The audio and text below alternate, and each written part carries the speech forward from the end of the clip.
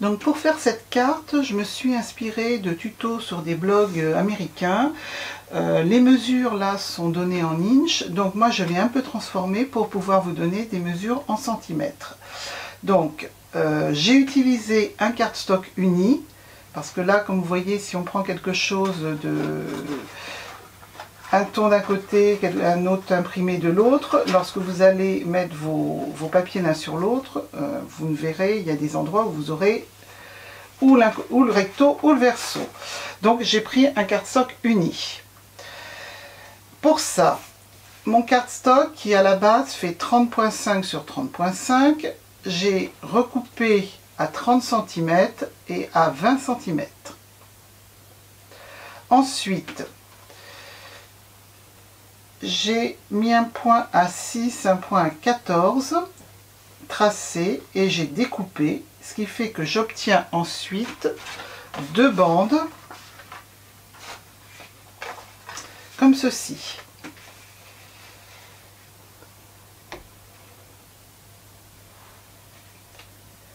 Ces deux bandes, on va commencer par faire les plis.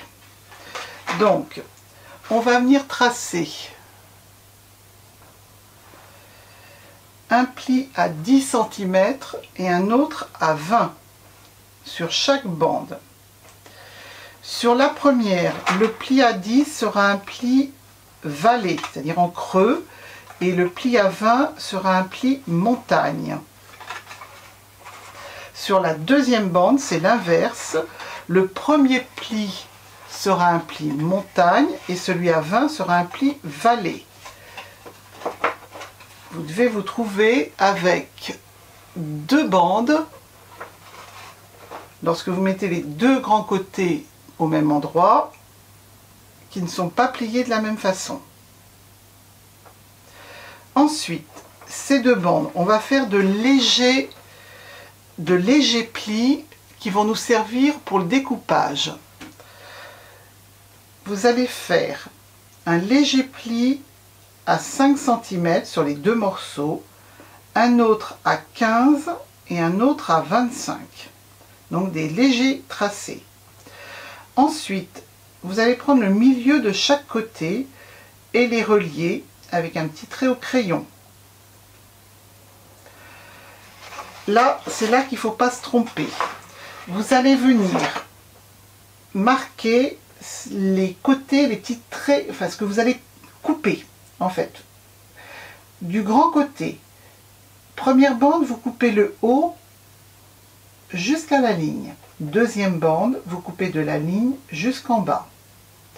À 15, vous coupez de la ligne jusqu'en bas et le deuxième côté du haut jusqu'à la ligne.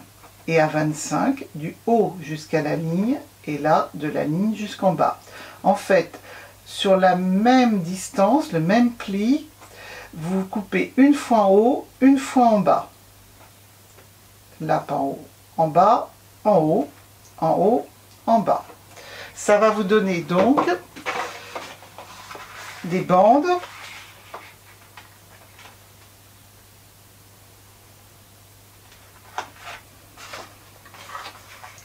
qui ne seront pas coupées de la même façon. Maintenant, vos bandes, vous allez les mettre l'une dans l'autre. Elles viennent s'imbriquer l'une dans l'autre pour former votre double accordéon.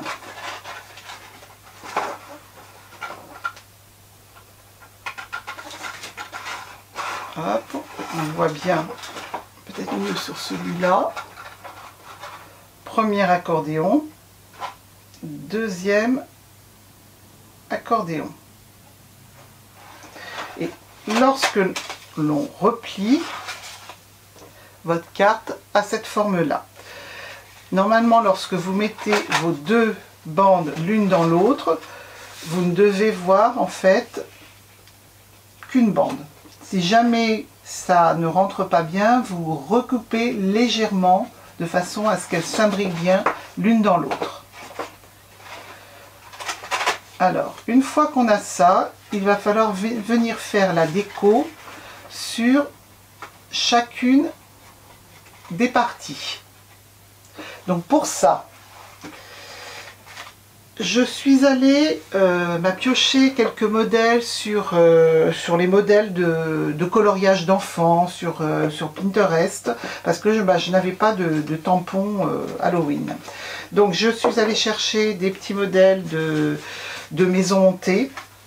Donc là bien sûr j'ai fait des essais parce que c'était pas forcément à la dimension de ma carte, donc je les ai d'abord imprimés une première fois et j'ai réduit de façon à avoir un petit peu des choses qui allaient avec la taille de la dimension de ma carte. J'ai fait la même chose avec des petits fantômes qui eux étaient vraiment beaucoup trop gros, donc je les ai énormément réduits. Voilà. Ensuite j'ai pris des die feuilles. Donc là j'en ai fait quelques-uns. Peut-être que j'ai des tampons feuilles avec leur die, donc peut-être que j'en referai. J'ai utilisé un die barrière qui viendra sur le devant. Un die citrouille. Ensuite j'ai découpé un sapin. Non, alors là vous faites un petit peu au hasard, hein, si vous voulez vous tracer un sapin. Un arbre, vous l'aurez reconnu, ça n'a rien d'un sapin. Un arbre biscornu. Et puis sur une feuille aquarelle, j'ai fait des taches dans des tons de jaune orangé que j'ai découpé en die et ça va venir se mettre sur le devant de la carte. Donc je prépare cette petite déco et je reviens vers vous vous montrer tout ça.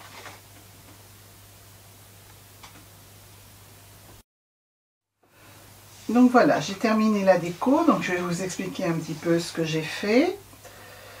Et la carte donc donne ceci.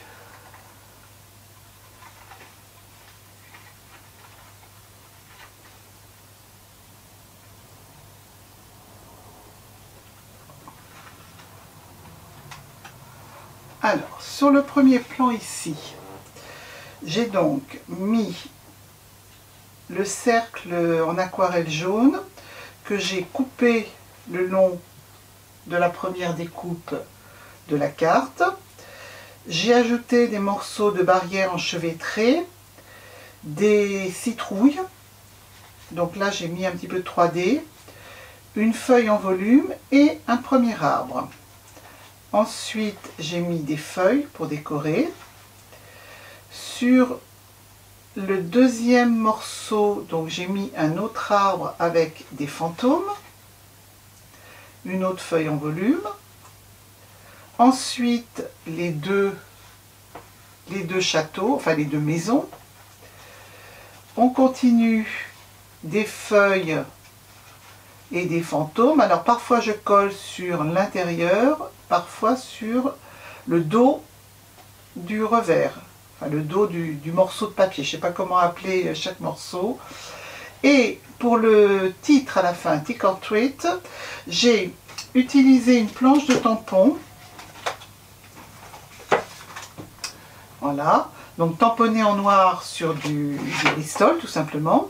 J'ai détouré chaque lettre que je suis après venue coller sur un morceau de rhodoïde.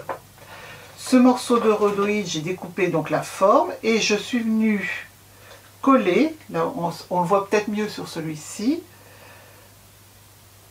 avec une forme de petit bâton. Je suis venue le coller sur les montants de la carte. Comme c'est derrière, là, ça ne se voit pas.